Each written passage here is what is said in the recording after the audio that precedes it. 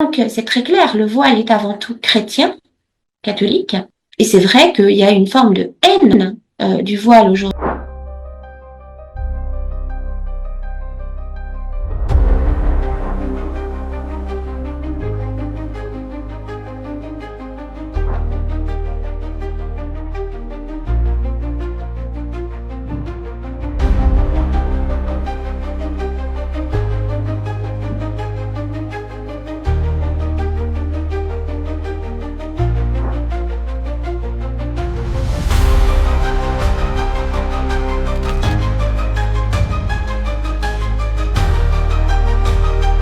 Dorénavant, je porte le voile. Je le porte à l'église, mais c'est vrai que en plus, le voile est chrétien. Saint Paul affirme que la femme doit se tenir en présence de Dieu, voilée, qu'elle ne doit pas pénétrer dans une église, prier ou prophétiser si elle n'a pas la tête couverte, et qu'il vaut mieux pour elle qu'elle soit tondue plutôt que non voilée. Donc, c'est très clair, le voile est avant tout chrétien, catholique, et c'est vrai qu'il y a une forme de haine du voile aujourd'hui, peut-être parce qu'il est associé à l'islam, mais cette haine du voile, c'est pas seulement l'islam, c'est une haine de la féminité en fait, et de ce que représente le voile, c'est-à-dire la pudeur, le religieux, le féminin. Une société qui est extrêmement matérialiste ne peut que détester ce voile, cachez-moi ce voile que je ne saurais voir, parce que ce voile dévoile ce néant dans lequel cette société patauge. Parce qu'une société qui accepte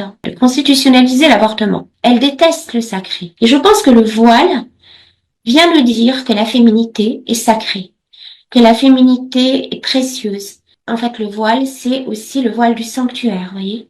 Et donc, la féminité est dans le sanctuaire de la vie. Jusqu'au XXe siècle, une femme qui se respectait portait le voile. Nos grands-mères disaient qu'une femme non voilée sortait en cheveux, c'était l'expression, c'était une femme un peu de mœurs légères, on va dire, provocatrice. Une société qui se veut inclusive, qui se veut féministe, etc., et qui parle de, soi-disant, d'être contre la soumission des femmes, finalement, les pointe du doigt, les ostracise, et voilà, c'est totalement schizophrénique.